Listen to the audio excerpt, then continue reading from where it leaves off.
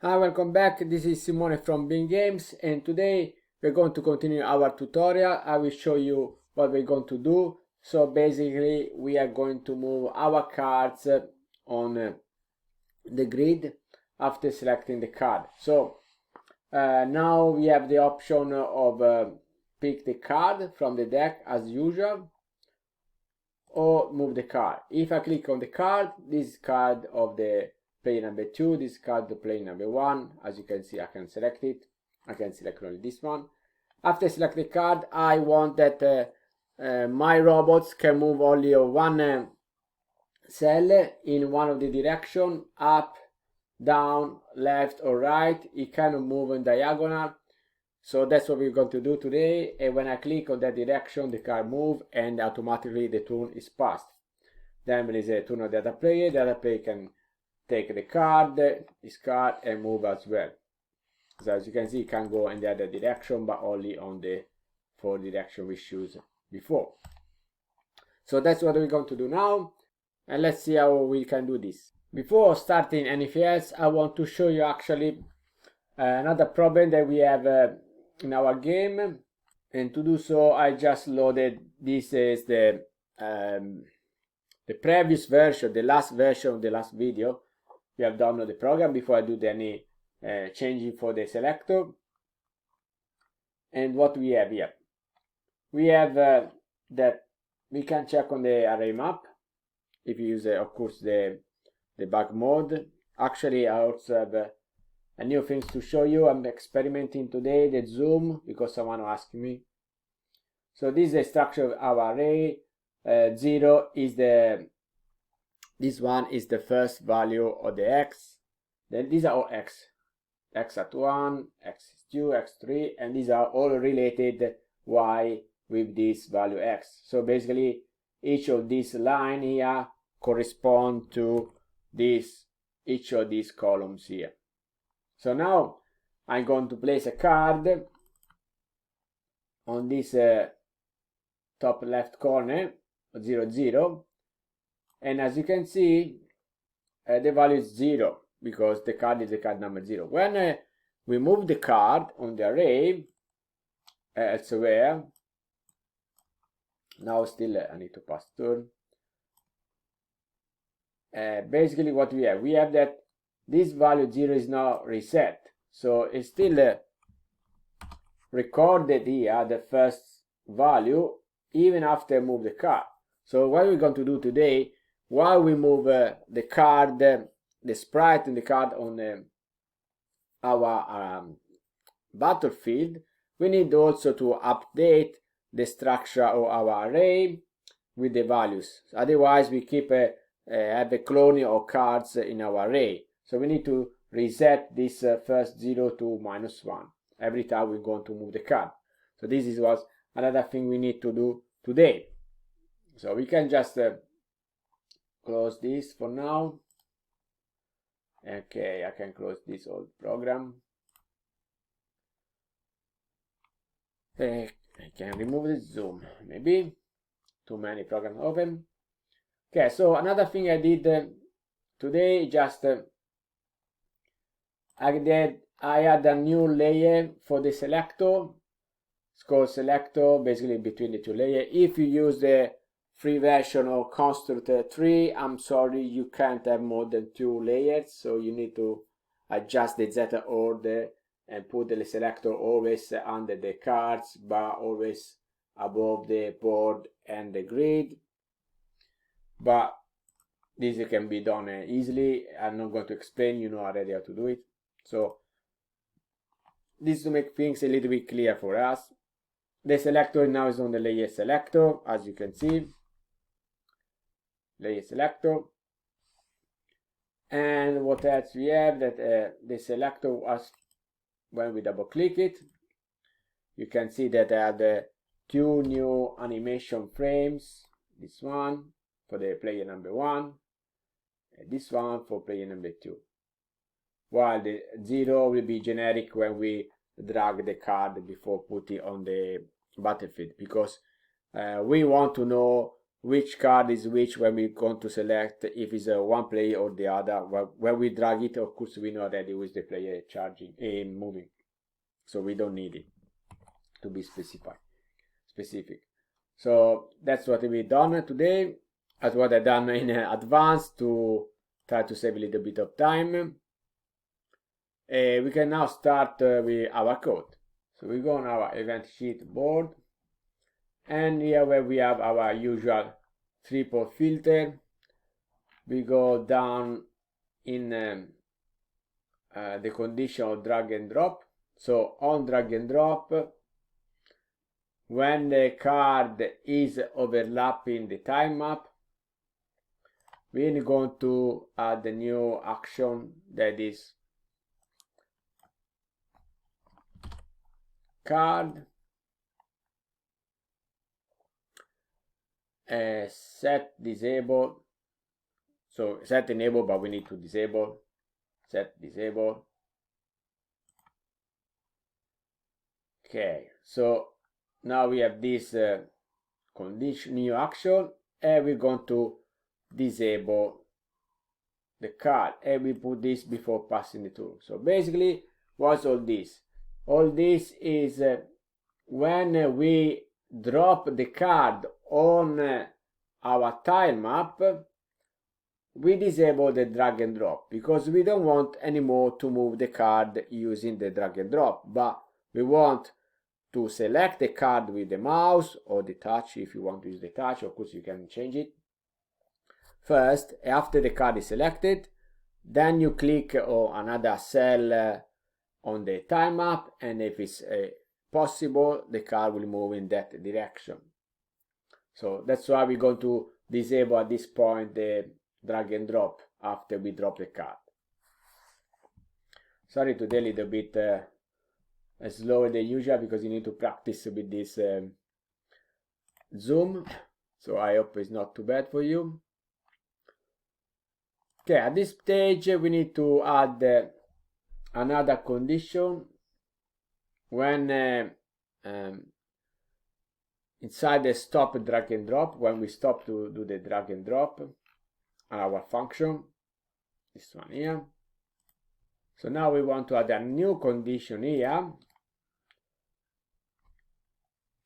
I'll zoom, sorry. And then we go to do add another condition, card is overlapping another object, and we choose time map. Okay, and then we're going to invert. You can use the key I to invert quickly. It's a shortcut, so it's easy to know these little things. So basically, when we call stop drag and drop, first of all we disable all our drag and drop for all our cards. Then we make an exception and we enable the drag and drop at this point only if the card is the card of the player, then if the card is not on the slot 0, and slot 0 is the deck, if you remember, and if the card is not already on the battlefield, on the time map, because we don't want to, of course, to enable again, we just disabled before. So basically, only if the card is on the slot at this stage, because we don't have other condition for now, then you enable the drag and drop. Otherwise, everything is disabled here. So that's why we added this filter here. Now, since we have disabled the drag and drop for the card when it's on the tile map, we need to prepare for move the card when we click on it. So we go at the very end, and then we add the new event with the mouse on object clicked. So we do the left click, single click on the card. Okay, and then we have another condition to add. add another condition, card is overlapping another object, and then we choose timer. Done. Then another condition, card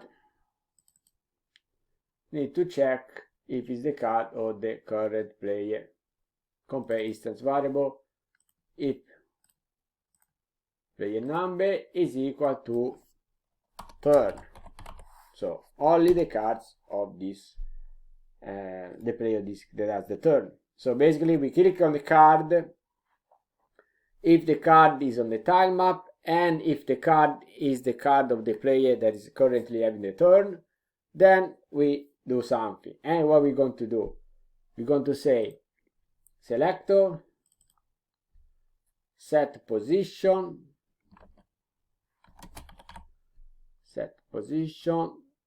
to another object, and we choose card. So it just be sent as usual because I remember both of them have the origin in the middle. So this done. Then again another action, selector set animation set frame, no, so set frame, it's animation frame but here it's called frame. Okay, set animation frame to turn. So we know that we use the different selector to differentiate the player, the one I show you at the very beginning of the video. So those are the two two action add to these new conditions. Okay, now here in a past turn we make something else. The first thing is that we set the animation frame to 0 or our selector. I zoom, I forgot it. Okay, so here on past turn we select set animation frame turn to 0, and then we are going to copy this set position to -200 -200 inside the past turn. So we have done these two things here. Okay, this because when we pass the turn we don't want to have the selector around having the same shape for the old player, for the previous player, and we don't want to have anyway have it on the screen, so we push it away out of the screen as usual, and we put the frame to 0, so it doesn't bother us. But we copy this condition here, set animation frame to 0, also inside here where we stop, where we do the drag and drop. After the card is dropped, we want to be 0 the animation frame, because at this stage it's still fine. And then because we are not selecting the card to move with the click of the mouse, but we just drag it. So at that stage it's still okay to have the selector as a generic. Okay, now next step is to go in project, select our selector, and then we're going to add new instance variables here. First one, we call it tile X. We're going to set all of this to -1. I will tell you 1 second why.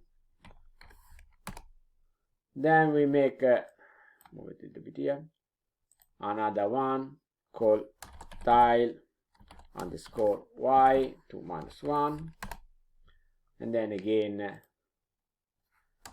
target underscore X to -1, and the last one target underscore Y to -1 as well.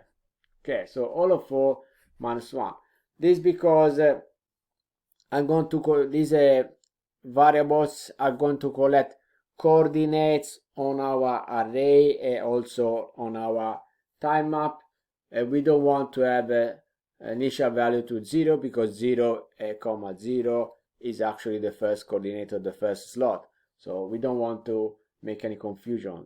Therefore, we know that if it's minus 1, nothing has been selected. That's why. Okay, now let's get rid of this zoom for 1 second. Okay, now we have more values to play around with. And we go back here to the last condition we have created, where we click on the card. We're going to say to the selector,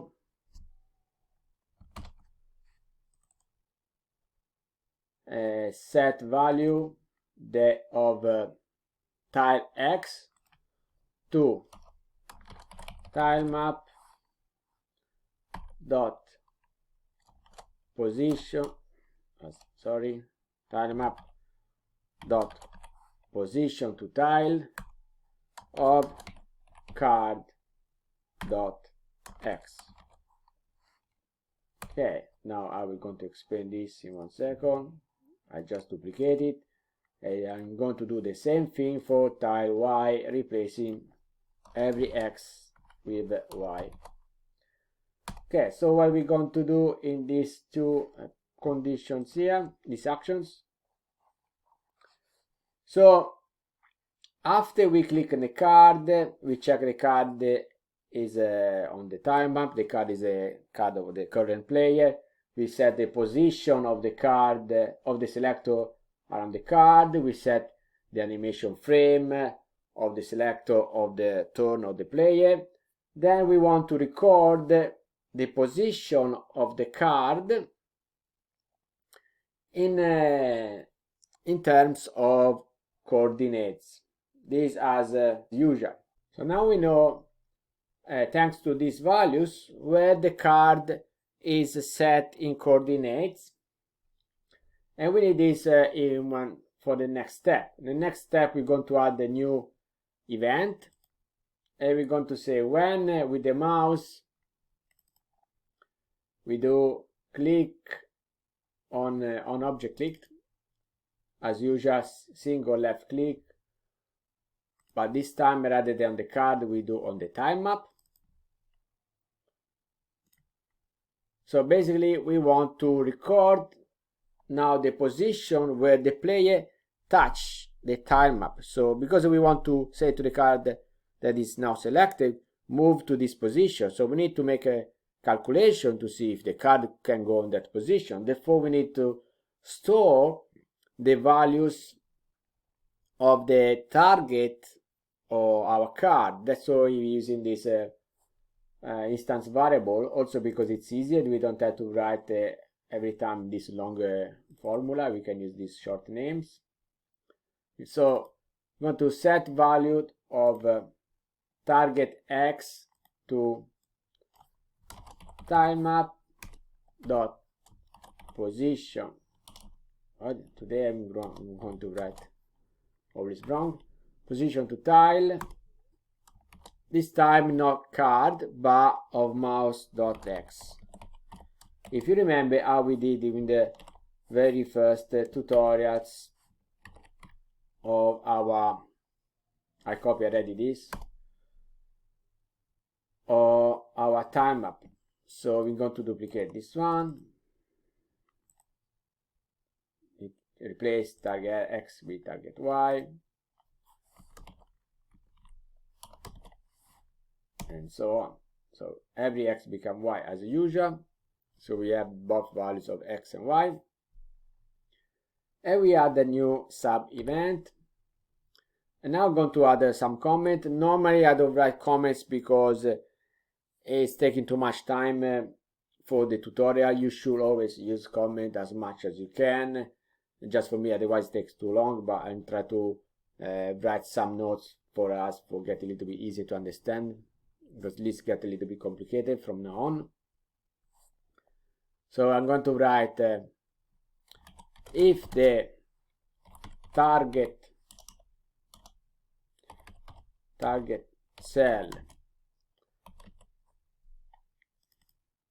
the target cell is at only one step of distance, like left, right, up, down, then you do something.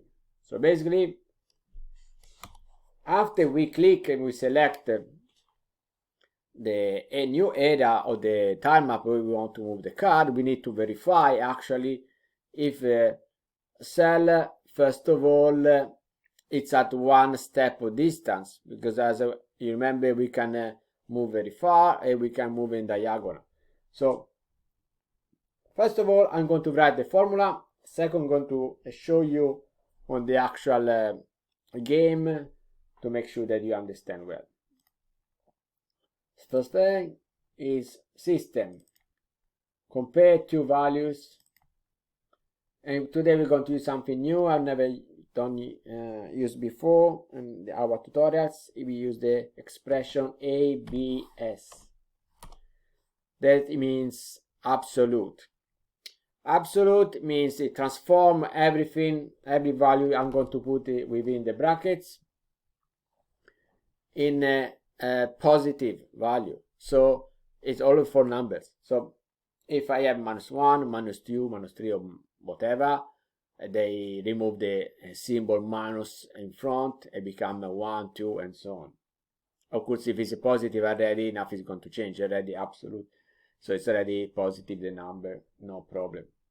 And this, we'll see in one moment why we're going to do this. But first, let's write the formula. Selector dot tile x minus selector dot target x. Then this is the first value when we check for the x. Then we sum plus with the same thing but for the y. So we're going to replace the x with the y on the second part of this formula. So if this result of this is equal to 1, then okay, we can proceed, we can go on. So what are we going to do here? We're going to compare the current position of the card, that is tile x, with the position of the target, the next cell, and we check how much this in terms of coordinates. So how much is the difference between the two in positive or negative? It doesn't really matter because we create we use ABS, the absolute, so that you move left or right is still if it's one cell is still 1, and same thing for the y. And we sum together because we don't want to be both as 1. Only one of them can have value 1, the other one must have 0. Therefore, if the sum is not 1, then you can go on. Let's see, let's explain better playing the game actually.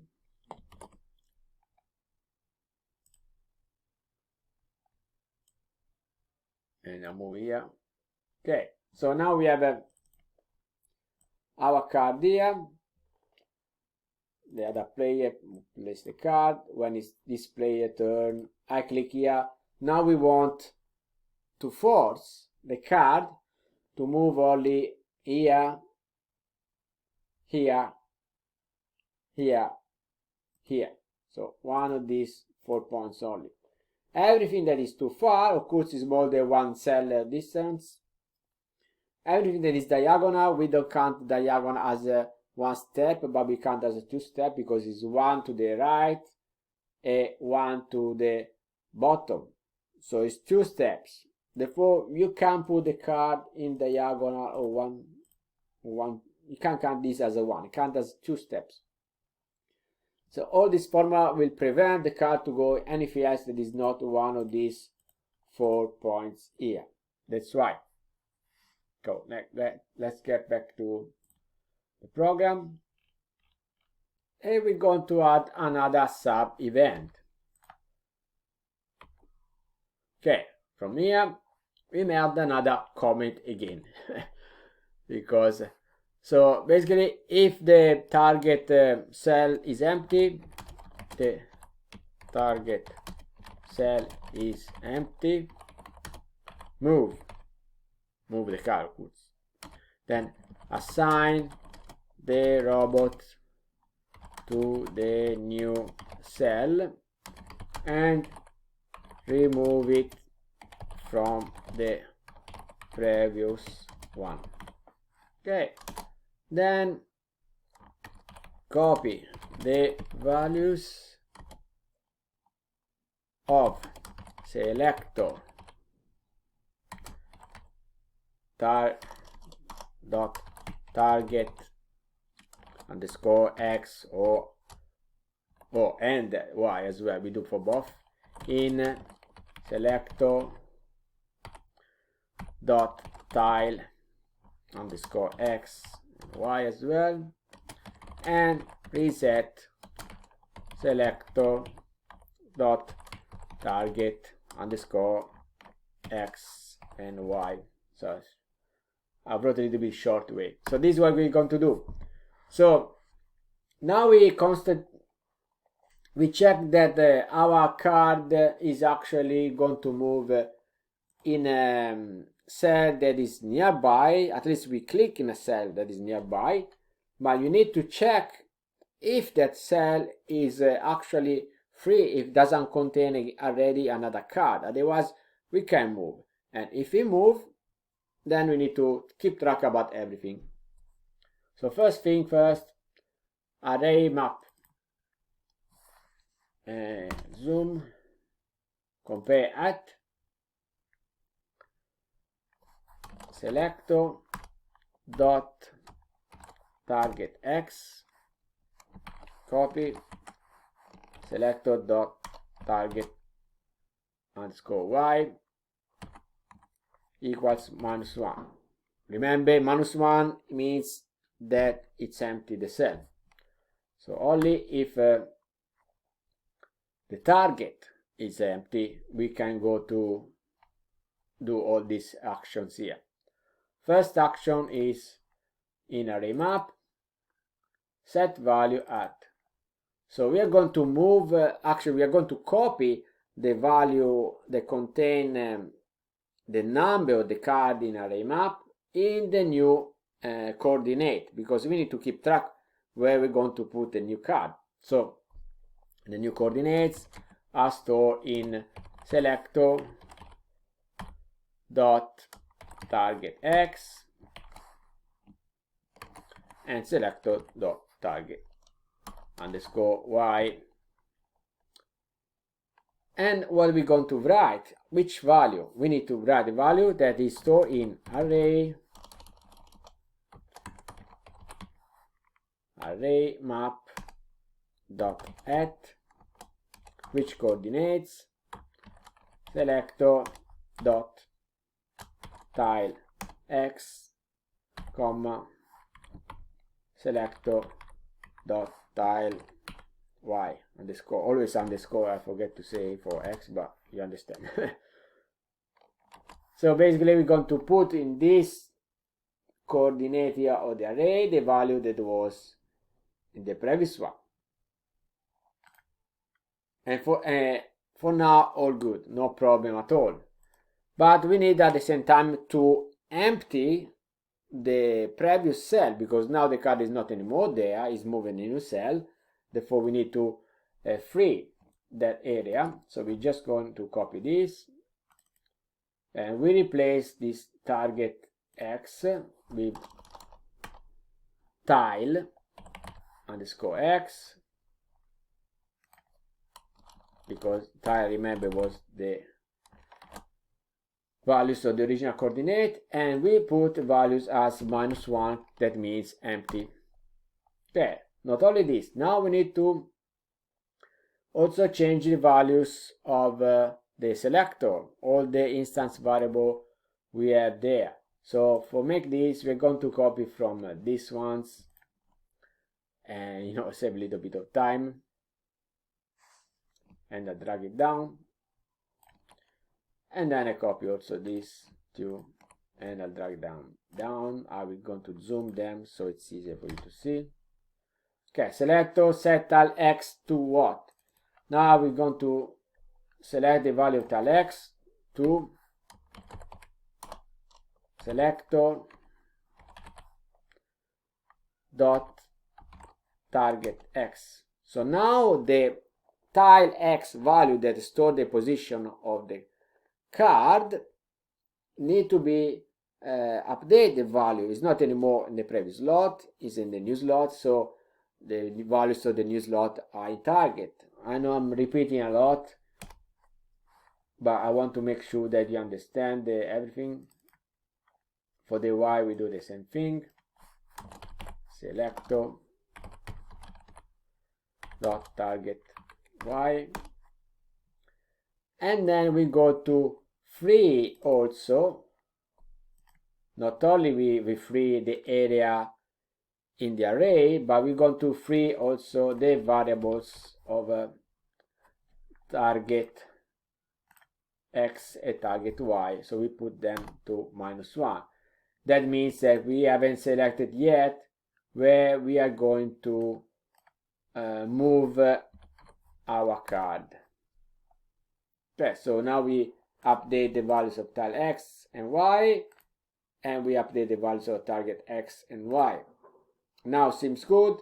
Everything done on the array, everything has been done on the selector as values, but the actual card, the sprite, is still in the previous position.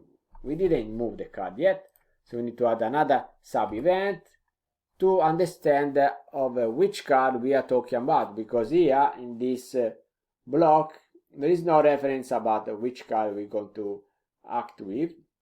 Therefore we add a new condition, the new sub event card, and we compare a instance variable robot number has to be equals to what?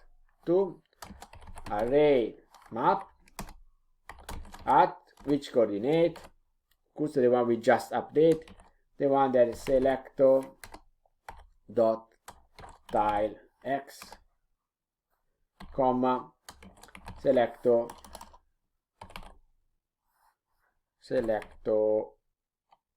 I lost, sorry, dot tile Y.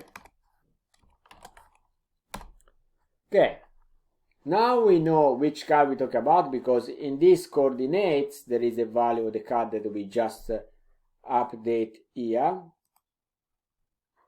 because this slot is here. So this to recognize which point, thanks to the values stored in the selector, the tile X, the tile Y, we can go to retrieve the values in the array, and we can compare with the card number.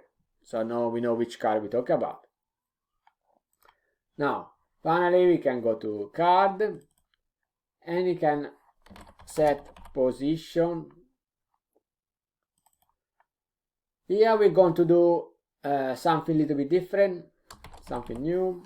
Tilemap dot tile to position X of selector dot tile X,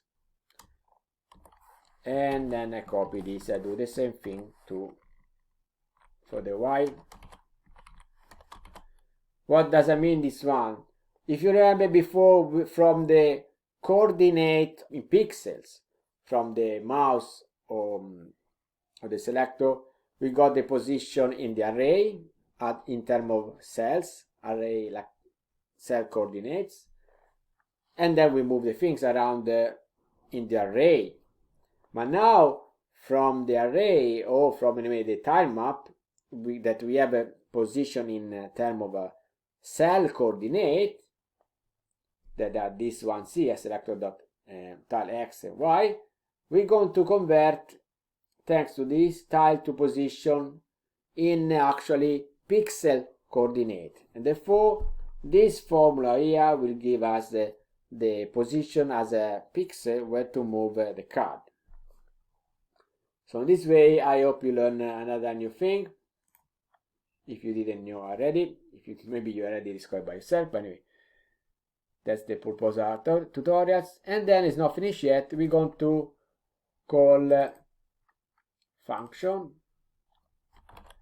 and we're going to call pass_turn, because after we did all of this clicking, check if it is free, move the card, blah blah blah, then we need to pass the turn. But it's not finished here yet, because what happens if there is a card? So if the slot is not free, it means there is another card. Well, then we need to put here add else, okay, and then we put a comment here. We'll add here a check to see if the cell is occupied by an enemy. Okay, in that case we'll attack it. Okay, so then we're going to do here. So basically, not in this tutorial, but in the next ones, we see how to identify if in the cell there is a friendly unit or enemy unit. And if it's a friendly, of course, we just don't move because the cell is occupied, but we don't want to attack our friend. But if it's enemy, then we need to attack the cell. So I think we can stop here today. Sorry, the video a little bit longer. There was a lot to take in. Also, make a little bit longer thanks to this a new feature for the Zoom. I hope it was helpful for you. Let me know in the comments.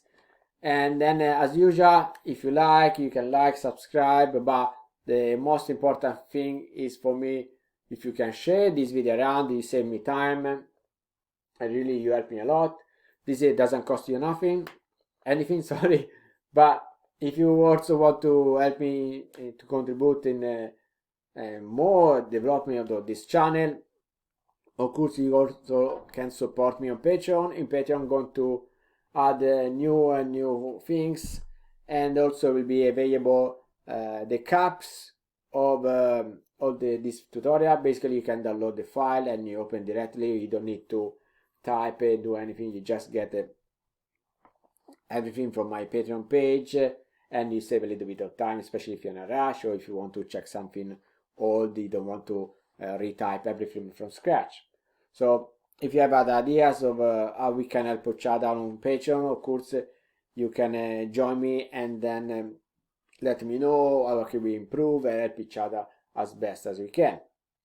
That's it for today. Thank you to being with me even today, and I'll see you next time. Bye.